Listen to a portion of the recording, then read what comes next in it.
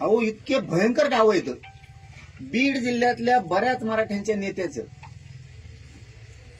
तर कोण कुणाचा याचा मेळच लागणार त्यांनी ते सांगितल्यापासून आम्हाला.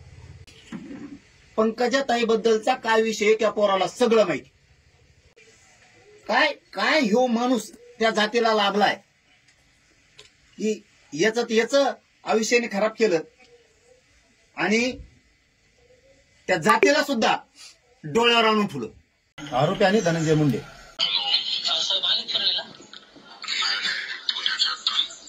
साहेब काय करायचं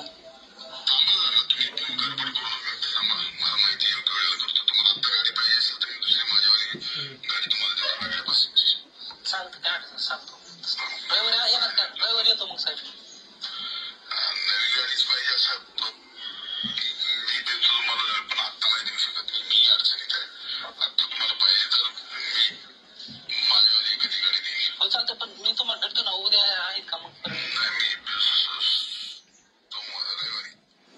उद्याच रविवारी साहेब मग येतो मी तुम्हाला बोलतो बरोबर समोर येऊ का त्याला गाडी ताफ्यात द्यायची आमच्या ताफ्यात द्यायची त्याला गाडी आणि मग तो आमच्या अंगावर घालणार गाडी. हे तो प्रकार. धनाला आणखीन सांगतो तू जसे जसे प्रश्न करणार तसे तसे तुला उत्तर मिळत चालणार. तो म्हणणं आहे ना हे खोटे असेल खरी असेल काय असेल ना शिड्यार काढा शिड्या. कोण कोणत्या ठिकाणी कोण कोणाला भेटलंय ते पोरं आता अटक आहेत. हे कुठं भेटले त्यावेळेस यांचे मोबाईल कुठं होते त्याचे लोकेशन घ्या त्या टायमाची. परळीत आहेत का मुंबईत आहेत का झालटा फाट्याला आहेत का कुठं कुठं भेटलेत काढा लोकेशन. हे आता मागं पडू देणार नाही मी सुद्धा. आणि तुहन माग वैर नाही ना इतक्याला मुळावर उठाला भाषणं ठीक आहे भाषणापुरतं ठीक आहे. धनंजय मुंडे संघ चर्चा करून बाहेर आल्याला ह्यो म्हणला आता शोधावं लागेल तेवढ्यात त्यो म्हणला माझ्याजवळ हायलय मोठ मी लागन ते देतो. मग यांची तिथं इकडं आल्यावर 2 कोटीत का काय त्यांचं ते ठरलं आणि 50 लाख एक्स्ट्रा म्हणजे असं 2.5 कोटीत त्यांचं ठरलं. याच्या आधी त्यांनी 5 ते 6 करोड रुपये नाशिलेले असे. तो आला आणि त्यांनी सांगितलं मग यांचं सुरू झालंय हे घातपाताचं. मग नंतर तर ह्यो आरोपी त्याच्यानंतर त्यांनी ती चळवळ सुरू केली. धनंजय मुंडे यांना प्रत्यक्ष तिथं भेटलेला आणि धनंजय मुंडेंनी हे करायचं सांगितलेलं या 2 आरोपीला माहिती. याचा सुद्धा सखोल तपास होणं गरजेचं आहे. मी असं पहिल्यांदा सांगताना सुरुवातीला सांगितलं धरा सोडून द्या तुम्ही काही करा. त्याच्यानंतर काहीच जुळाना म्हणून झालटा फाट्याला संभाजीनगरच्या 1 घंटा धनंजय मुंडे त्या आरोपींची वाट पाहत थांबला. हे धरलेले 2 त्याला अर्जंट मुंबईला जायचं होतं तुम्ही. आता खरं असन खोटं असन तपास करा. आम्हाला मिळालेल्या माहितीवर आम्ही तुम्हाला बोलतो. तिथं थांबला मग त्यांनी सांगितलं मी तुला व्यवस्था करून देतो. ते काय सापडणार तुम्हाला म्हणल्यावर काही खरं नाही असं तसं काहीतरी झालं त्यांचं. म्हणजे मी गोळ्या ते तुम्हाला सगळं पोहोच करतो व्यवस्थित कसं करायचं जा. मग त्यांची काय चर्चा झाली तिथं झाले गेले. हे बघा याच्यात पुन्हा यांची वारंवार धनंजय मुंडे संघ भेट दिली. त्याचा कुठंतरी सह्याद्री रेस्ट हाऊसच्या समोर कोणतं तरी निकेतन आहे तिथं बिल्डिंग. ही गोष्ट आहे भाऊबीजीच्या दिवशी. हे आरोपी पुन्हा भाऊबीजीच्या तिथं जाऊन हे कट त्यांनी पुन्हा त्याच्या हाताने शिजिला तिथंच. याच्यात खूप जण आहेत. याच्यात ह्या अंतरवाडीच्या परिसरातला आणखीन एक बडे नावाचा कोणीतरी त्यांनी पण 4 जण लोक नेलते. आता ते तपासात घेतील काय काय. आम्हाला मिळालेली माहिती फक्त आम्ही सांगायला लागलो. आणखीन 4 आहेत त्याच्यात. म्हणजे एकूण हे 10-11 जणांचा स्टाफ आहे. तिकडचे काही बीडचे काही गेवराई तालुक्यातले काही त्यातले तर धरलेत 2. आता हे नवीन तपासात ते पुढे येणारच आहे. त्याच्यानंतर सुद्धा त्याच्यात असा उल्लेख केला त्या आरोपींनी असं काहीच व्हाय ना तुम्ही मला गाडी घेऊन द्या. आरोपी म्हणले आम्ही गाडी ठोकतो. मग हे म्हणला नवी देण्यापेक्षा गाडी, धनंजय मुंडे म्हणला, नवी गाडी देण्यापेक्षा माझ्याकडे जुनी आहे आणि बाहेर राज्याच्या पासिंगची, बाहेर राज्याच्या पासिंगची आहे, ती गाडी तुला मी देतो, नवी असो किंवा जुनी असो, आणि तुमचं चालू द्या किंवा ते त्यांच्या बरोबर आहे, तुम्ही हे तपासात उघडं पाडा. याच्यात हे करणाऱ्यापेक्षा याच्यातला मूळ धनंजय मुंडे, ही असली वृत्ती राज्याला गावाला शोभणारी नाही. कारण आशानं राजकारण होत नसतं, आशाने माणूस उंचीवर जात नसतो. माणसं पडल्यावर रिस लागते एकमेकाला पाडायची, घातपात करून खुन करून माणूस राजकारणात नाही मोठा होत. गोपीनाथ मुंडे साहेबांनी असं राजकारण नाही केलं, कारण तसं तो त्यांना बोललेला पण आहे. गोपीनाथ मुंडे साहेबांबद्दल सुद्धा त्यांनी अनेक अनेक सामाजिक लोकांचा उठाव केला आणि त्याच्यातून सामाजिक लोकांचं कल्याण केलं, हे काम केलं. हे नीच लोक मारतय किंवा डाव करतय असं संपवतंय. माझ्या ध्यानात येणं इतकं आहे, कारण आम्ही त्या रेकॉर्डिंग ऐकतो ना, ऐकून ऐकून परेशान आहेत त्या रेकॉर्डिंग, संपणार त्या रेकॉर्डिंग इतके त्याच्यात बोललेले. अहो इतके भयंकर डाव येतं बीड जिल्ह्यातल्या बऱ्याच मराठ्यांच्या नेत्याचं.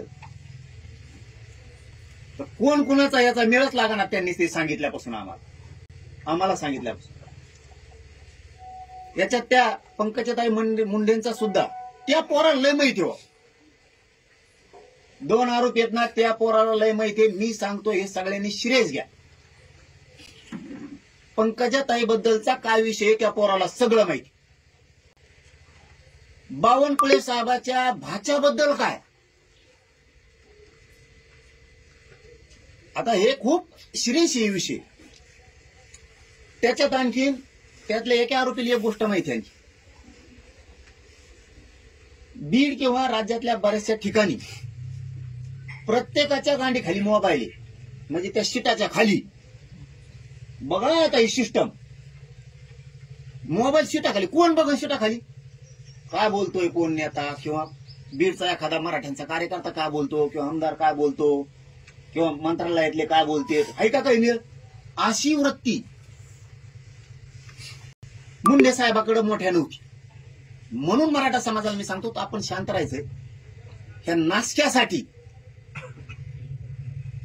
वंजारी समाजात खूप चांगले लोक आहेत, म्हणून शांत राहायचंय. ही फक्त असली घाण नासकी ही जी टोळी आणि हे ना, ही संपणं गरजेचं आहे.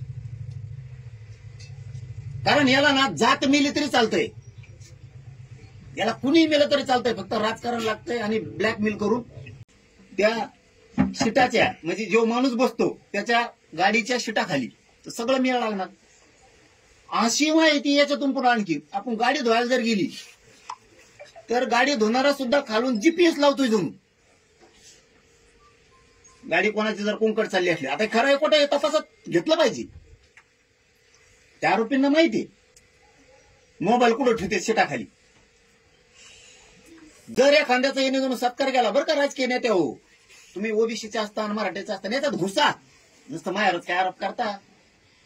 अरे मी खमके होतो म्हणून तर त्याच्या टोळीला आतापर्यंत कोणी हातच नाही घातलेला. नसतात त्यांनी माग काय केलंय, पुढं काय करायचंय कोणालाच काही कळत नाही. ही पहिली घटना आहे, त्याची यंत्रणाच कमजोर केली सगळी. म्हणून तर आम्ही बापट ठरलो. म्हणून सांगतो हे सगळ्यांसाठी खूप महत्वाचं आहे. एखाद्याला जर फोटो दिला ना, जणू फोटो नसतो का आपला असा एखादा मोठा असतो कशाचा, काचाच्या बाहेरचा असा, त्याचे सुद्धा कॅमेरे बसलेले, जणू कॅमेरे बसलेले. हो आता ते घरात काय करीत असं एखादी बात, मग त्याच्यावर ब्लॅकमेल करतो काय. बरं आला चार्जिंगचा विषय, त्याच्यात चार्जिंगचा विषय आलाच ना पुन्हा, आणि मग ते घर पुसणारे कशाला, त्याला डबल पगार द्यायचा, टिबल द्यायचा. एखाद्याचा पीए, समजा एखाद्याचा पीए नाही बॉडीगार्ड एखाद्याचा, त्याला 5 पट पगार. याची सिस्टम. एखाद्याचा पीए त्याला वाढून. हे महाराष्ट्रासाठी खूप अवघड आहे.